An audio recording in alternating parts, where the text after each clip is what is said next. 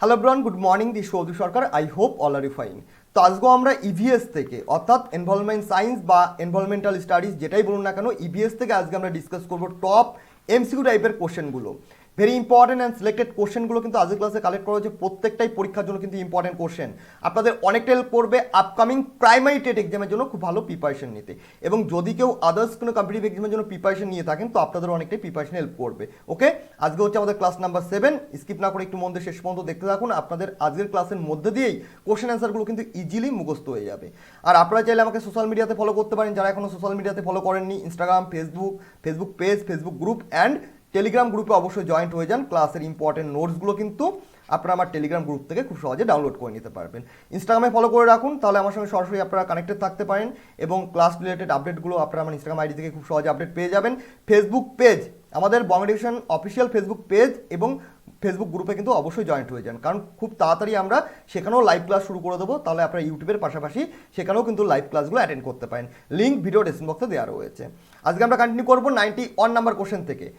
এর আগের ক্লাসে অর্থাৎ ক্লাস নাম্বার 6 পর্যন্ত আমরা ডিসকাস করেছিলাম, সেখানে আমরা 90 নাম্বার কোশ্চেন পর্যন্ত কিন্তু ডিসকাস করেছি এবং অনেক কনফিউশন ছিল। ক্লাস নাম্বার যে 6-এর ক্লাসটা ছিল সেখানে যে হোম টাস্কটা আপনার জন্য দেওয়া ছিল সেখানে আমাদের একটু টাইপিং মিস্টেক ছিল, কারণ ওখানে আমি FIS আপনাদের বলেছিলাম, আপনারা কিন্তু সেখানে কারেকশন করেছিলেন। আপনারা অনেকে কমেন্ট করে বলছিলেন ওটা EIS হবে। ওকে, EIS ওটা হবে, তবে EIS করার পরেও কিন্তু আপনারা অ্যান্সারগুলো ভুল করেছিলেন, কারণ ওখানে কিন্তু অপশন ছিল না, কারণ কোশ্চেনটাই ভুল কোশ্চেন ছিল। তো আজকের ক্লাসে আমি সেই কোশ্চেনটা নিয়ে ডিটেলসে ডিসকাস করব। EIS এর ফুল ফর্ম কী, এর কাজ কী, এবং ওই কোশ্চেনটা রাইট অ্যান্সার কী, ওই অ্যান্সারগুলোর মধ্যে থেকে যে কোশ্চেনটা দেওয়া ছিল তার রাইট কোশ্চেনটা কী হবে সেটাও ডিসকাস করব, ডিটেলসে ডিসকাস করব। ইম্পর্টেন্ট নোটস কালেক্ট করা হয়েছে। ওকে, শেষ পর্যন্ত দেখতে থাকুন। আজকের ক্লাসে কিন্তু কোশ্চেনটা অ্যাড করা হয়েছে। আমরা ফার্স্ট কোশ্চেন দেখে নেব। বলা হয়েছে আফ্রিকায় কৃষিজ উৎপাদনের হ্রাস পাওয়ার কারণ কি? কোথায়? আফ্রিকায় কৃষিজ উৎপাদন হ্রাস পাওয়ার কারণটা কি? বন্যা, ভূমিকম্প। ভূমিকম্প কোথায় হয়? জাপান। ওকে, জাপানে কিন্তু বেশি ভূমিকম্প হয়ে থাকে, জাপানকে কিন্তু ভূমিকম্প প্রবণ দেশও কিন্তু বলা হয়ে থাকে। সাইক্লোন, অরণ্য নিধন ও ভূমিক্ষয়। রাইট অ্যান্সার কী হবে? এখানে অপশন ডি ইজ দ্য আমাদের রাইট অ্যান্সার রয়েছে, অরণ্য নিধন ও ভূমিক্ষয়। ওকে, তাহলে আফ্রিকায় অরণ্য নিধন ও ভূমিক্ষয়ের জন্য কিন্তু কৃষি উৎপাদন হ্রাস পাচ্ছে। পরে কোশ্চেন দেখে নেব।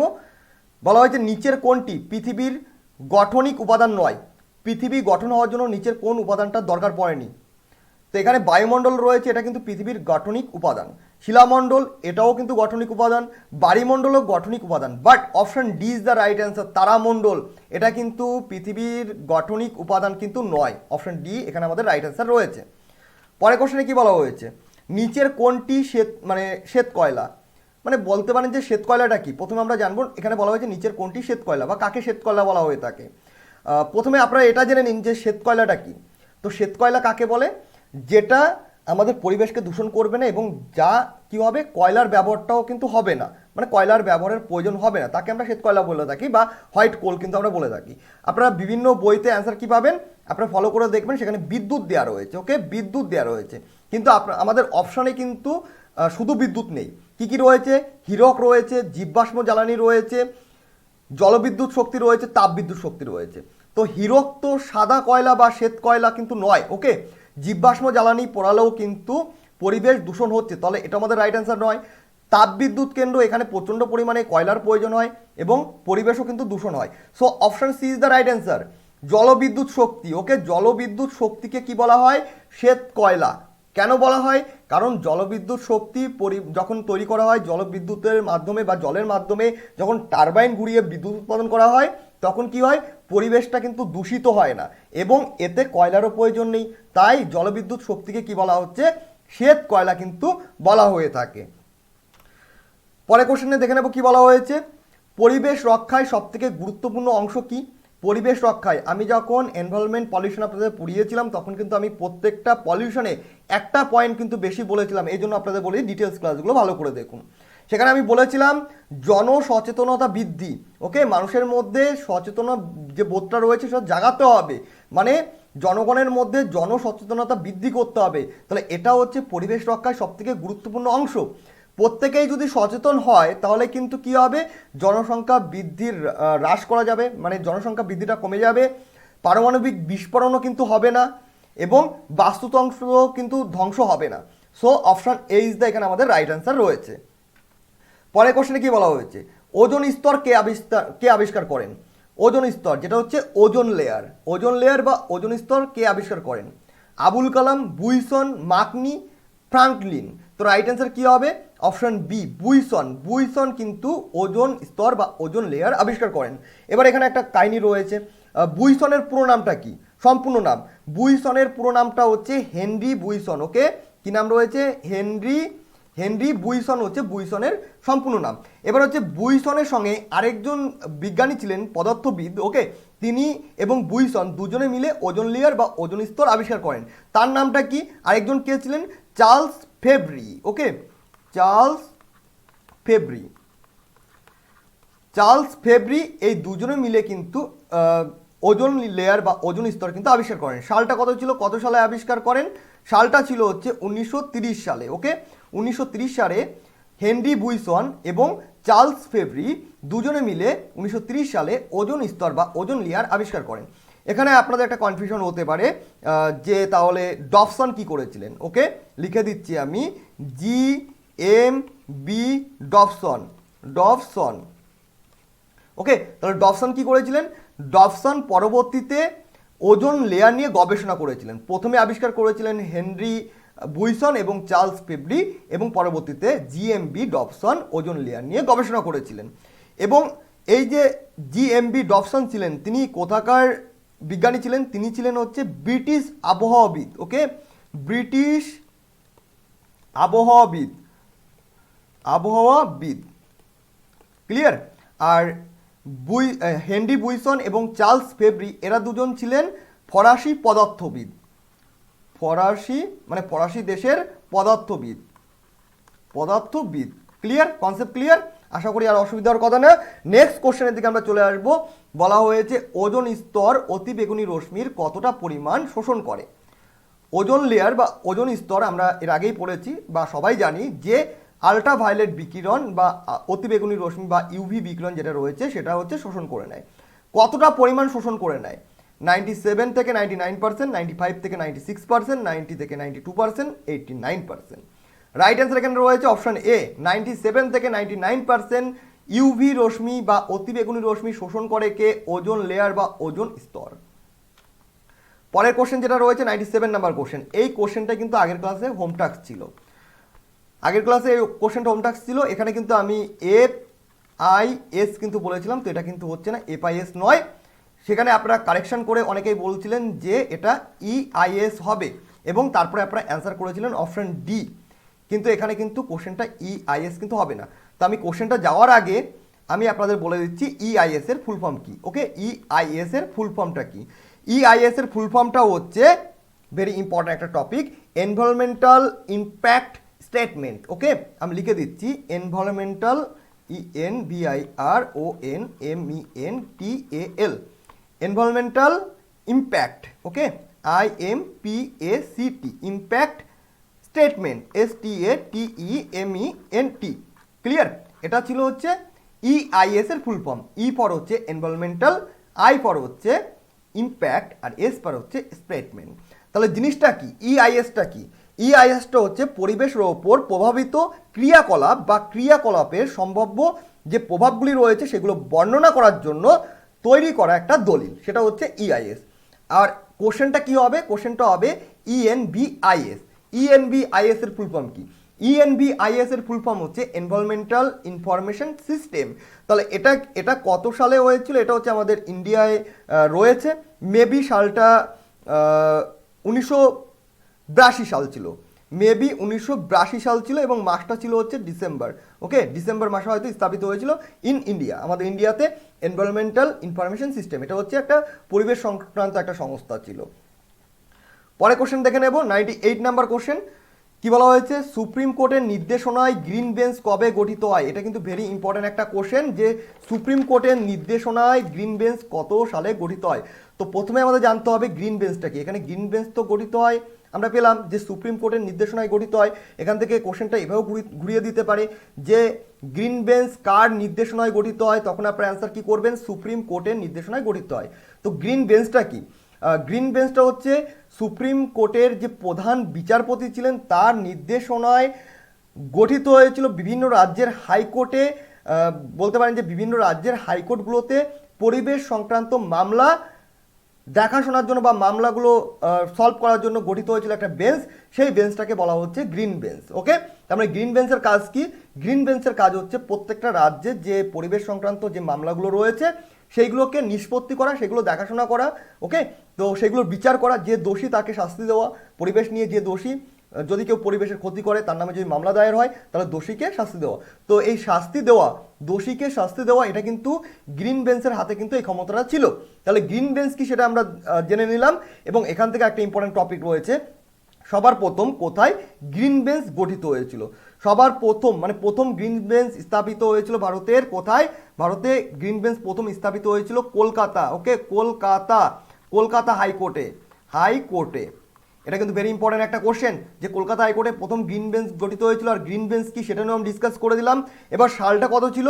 সালটা ছিল 1996 সাল। ওকে, সেটাই আমাদের কোশ্চেনে বলা হয়েছে সুপ্রিম কোর্টের নির্দেশনায় গ্রিন বেঞ্চ কবে গঠিত হয়েছিল? অপশন ডি ইজ দ্য এখানে রাইট অ্যান্সার রয়েছে, 1996 সালে গঠিত হয়েছিল। কোথায় গঠিত হয়েছিল? কলকাতা হাইকোর্টে প্রথম গঠিত হয়েছিল। আর গ্রিন বেঞ্চ কি সেটা তো বলে দিলাম আপনাদের। আর মেবি মাসটা ছিল কি, কোন মাসে গঠিত হয়েছিল? মেবি মাসটা ছিল হচ্ছে এপ্রিল অথবা জুনে। ওকে, জুনে, মেবি জুনেই গঠিত হয়েছিল, এপ্রিল নয়, জুনেই গঠিত হয়েছিল। 1996 জুনে গঠিত হয়েছিল কলকাতা হাইকোর্টে গ্রিন বেঞ্চ। জুনটাই বেশিরভাগ সম্ভাবনা রাইট অ্যান্সার রয়েছে, অতটা খেয়ালে আসছে না। তো যাই হোক, সালটা আমাদের কোশ্চেন ছিল, মাসটা ছিল না, তো এই জন্য আর অত মাসটা খেয়ালে আসছে না। যাই হোক, পরে কোশ্চেন আমরা চলে আসছি। বলা হয়েছে ভারতের কোথায় বেশি পরিমাণে বৃষ্টিপাত দেখা যায়? এটা ভেরি ইম্পর্টেন্ট একটা কোশ্চেন। এখানে দুটো রাজ্য না দিয়ে কিন্তু একটা রাজ্যও দিতে পারে, তবুও আমি দুটো রাজ্যে অ্যাড করে দিয়েছি, কারণ যেটাই অপশনে থাকুক না কেন আপনারা কিন্তু রাইট অ্যান্সার করতে পারবেন। পশ্চিমবঙ্গ, বিহার, মেঘালয়, অসম, পাঞ্জাব ও হরিয়ানা, গুজরাট ও রাজস্থান। তো গুজরাট রাজস্থান তো হবেই না, রাইট অ্যান্সার কী হবে? অপশন বি, মেঘালয় ও অসমে। ওকে, মেঘালয় ও অসমে কিন্তু ভারতের সবথেকে বেশি কিন্তু বৃষ্টিপাত কিন্তু দেখা যায়। তবে এখানে মেঘালয়টা কিন্তু বেশিরভাগ পরীক্ষা অপশন থাকে, তবে মেঘালয়ের কোথায়? মেঘালয়ের মৌসিন রামে। ওকে, লিখে দিচ্ছি, ছোটোবেলায় পড়েছেন মৌসিন রামে। মৌসিন রামে কিন্তু সব থেকে বেশি বৃষ্টিপাত দেখা যায়। তো মেঘালয় ইজ দ্য এখানে রাইট অ্যান্সার রয়েছে, এবং অসমে বা আসামে। পরে কোশ্চেনে বলা হয়েছে স্কাই রিভার নামে পরিচিত নিচের কোন নদী? কোন নদী স্কাই রিভার নামে পরিচিত? গঙ্গা, যমুনা, ব্রহ্মপুত্র, তিস্তা। রাইট অ্যান্সার হবে অপশন সি, ব্রহ্মপুত্র যে নদীটা রয়েছে সেটা কিন্তু স্কাই রিভার নামে কিন্তু পরিচিত। পরে কোশ্চেনে কি বলা হয়েছে? কচ্ছ শব্দটির অর্থ কি? কচ্ছপের দেশ, কুমিরের দেশ, জলাময় দেশ এবং স্থলভূমি। রাইট অ্যান্সার অপশন সি, জলাময় দেশ। এখানে কচ্ছপের দেশ বলে কচ্ছর সঙ্গে কিন্তু মিল আছে বলে করবেন না। Okay, not right answer option A. Right answer হবে জলাময় দেশ। কচ্ছ শব্দের অর্থ হচ্ছে জলাময় দেশ। পরে কোশ্চেনে বলা হয়েছে খাসি পাহাড় কোন রাজ্যে অবস্থিত? খাসি পাহাড়টা কোন রাজ্যে অবস্থিত রয়েছে? মেঘালয়, গুজরাট, বিহার, রাজস্থান। অপশান এ এখানে রাইট অ্যান্সার হবে, মেঘালয়ে কিন্তু খাসি পাহাড় কিন্তু রয়েছে। পরে কোশ্চেনে কি বলা হয়েছে? বৃক্ষরূপী নদী বিন্যাস দেখা যায় কোথায়? মরু অঞ্চলে, হিমালয় অঞ্চলে, পাহাড়ি অঞ্চলে, উপরে কোনটি সঠিক না? Option A is the right answer হবে, মরু অঞ্চলে বৃক্ষরূপী নদী বিন্যাস দেখা যায়।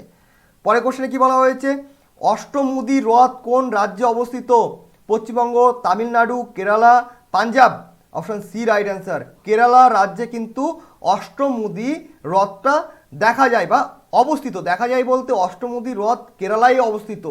এবার পরীক্ষায় কিন্তু রাজ্য না আছে, কিন্তু জেলা যেতে পারে, যে কোন জেলায়, কেরালা রাজ্যের কোন জেলায় অষ্টমুখী হ্রদ অবস্থিত। তখন কি করবেন? রাইট অ্যান্সার তখন করবেন কোলাম। ওকে, কোলাম। কোলাম রাজ্যে কিন্তু অষ্টমুদি হ্রদ অবস্থিত। কোন রাজ্যে? আরেকবার লিখে দিচ্ছি, কোলাম, কোলাম রাজ্যে। ওকে, কোলাম জেলায়, রাজ্যে নয় জেলায়। কেরালা রাজ্যের কোলাম জেলায় কিন্তু অষ্টমুদি হ্রদটি অবস্থিত। পরে কোশ্চেনে বলা হয়েছে রামসার চুক্তি কত সালে কার্যকর হয়? এটা ভেরি ভেরি ইম্পর্টেন্ট একটা কোশ্চেন আপকামিং এক্সামের জন্য। 1940, 1955, 1970, 1975। রাইট হবে অপশান ডি, 1975 সালে। রামসার চুক্তি কার্যকর হয় 1975 সালে। পরে কোশ্চেনে কি বলা হয়েছে? নিচের কোনটি কার্বন মুক্ত দেশ? Very important, option B is the right answer, Bhutan হচ্ছে একটা কার্বন মুক্ত দেশ। পরে কোশ্চেনে কি বলা হয়েছে? অ্যাপিক্য বা অপিক্য কথাটির অর্থ কি? জড়িয়ে ধরা, গভীরভাবে জড়িয়ে ধরা, আলিঙ্গন, ওপরে কোনোটি না। এখানে অপশন এতে রয়েছে জড়িয়ে ধরা। জড়িয়ে ধরা হচ্ছে চিপকো কথার অর্থ, ওকে? চিপকো কথার অর্থ হচ্ছে জড়িয়ে ধরা। আর আলিঙ্গনও হচ্ছে জড়িয়ে ধরার অপর নাম। তাহলে চিপকো কথাটির অর্থ হচ্ছে কি? জড়িয়ে ধরা বা আলিঙ্গন। আর আপিক্য বা অপিক্য কথাটির অর্থ কি? অপশন বি, গভীরভাবে জড়িয়ে ধরা। দুটোকে কিন্তু গুলিয়ে ফেলবেন না। চিপকো মানে হচ্ছে জড়িয়ে ধরা বা আলিঙ্গন, আর অপিক্য বা আপিক্য কথাটির অর্থ হচ্ছে গভীরভাবে জড়িয়ে ধরা বা গভীরভাবে আলিঙ্গন। ক্লিয়ার? পরের কোশ্চেনে কি বলা হয়েছে? 5F অর্থাৎ 5টা এফ, 1 2 3 4 5, এই 5টা এফ কোন আন্দোলনের স্লোগান? 5Fs বা 5টা এফ কোন আন্দোলনের স্লোগান? চিপকো, সাইলেন্ট ভ্যালি, অপিক্য বা অ্যাপিক্য, নর্মদা বাঁচাও। রাইট অ্যান্সার হবে অপশন সি, অপিক্য বা অ্যাপিক্য। ওকে, তো 5টা এসের ফুল ফর্মগুলো কি? মানে ফুল ফর্মটা তো আমাদের জানতে হবে। প্রথম যে এফটা রয়েছে তার ফুল ফর্ম মানে এফ ফর কি? এফের মিন করা হয়েছে ফুড, ওকে? FWD, food. সেকেন্ড যে এফটা রয়েছে তার মিনটা কি, মানে এফের মিনিংটা কি? সেটা হচ্ছে ফোডার, FODDER, ওকে? থার্ড যে এফটা রয়েছে সেটা হচ্ছে ফুয়েল, FUEL। আর 4 নম্বর এফ সেটা হচ্ছে ফিভার, FIBER, ফিভার। আর 5 নাম্বার যে এফটা রয়েছে সেটা হচ্ছে ফার্টিলাইজার, ওকে? FERTILIZER, fertiliser. তাহলে ফুড, ফোডার, ফুয়েল, ফিভার আর ফার্টিলাইজার, এই 5টা এফ এটা ছিল হচ্ছে অপিক্য বা অ্যাপিক্য আন্দোলনের স্লোগান। পরের কোশ্চেন যেটা রয়েছে এটা আপনার জন্য হোম টাস্ক থাকবে। চেষ্টা করুন ভিডিওর কমেন্ট বক্সে কমেন্ট করে রাইট অ্যান্সারটা লিখে দেওয়ার জন্য। আমি টেলিগ্রাম গ্রুপে আপনাদের অ্যান্সার জানিয়ে দেবো। বলা হয়েছে ভারতের রুট কোন শহরকে বলা হয়? ভারতের রুট কোন শহরকে বলা হয়? দুর্গাপুর, কলকাতা, বর্ধমান, কৃষ্ণনগর। রাইট অ্যান্সার রয়েছে, অবশ্যই চেষ্টা করুন কমেন্ট করে অ্যান্সার লিখে দেওয়ার জন্য। তো থ্যাংক ইউ সো মাচ। এই ছিল আজকের ক্লাসে বেশ কিছু ইম্পর্টেন্ট টপ কোশ্চেন নিয়ে আপনার সঙ্গে ডিসকাস করে দিলাম। আশা করি ক্লাসগুলো আপনারা হয়তো কোশ্চেনগুলো নোট ডাউন করে নিচ্ছেন। যদি ক্লাসগুলো ভালো লেগে থাকে বা কিছু শিখতে পারেন অবশ্যই লাইক, কমেন্ট এবং বন্ধুদের মধ্যে শেয়ার করে দিন। আর নতুন হলে অবশ্যই চ্যানেলটি সাবস্ক্রাইব করে রাখুন, পাশের বেল আইকনে ক্লিক করে অল অপশনটি অন করে দিন, তাহলে প্রত্যেকটা ক্লাসের নোটিফিকেশন আপনারা টাইম টু টাইম পেয়ে যাবেন। আর আপনারা চাইলে আমাকে সোশ্যাল মিডিয়াতে ফলো করতে পারেন, লিঙ্ক ভিডিও ডেসক্রিপশন বক্সে দেওয়া রয়েছে।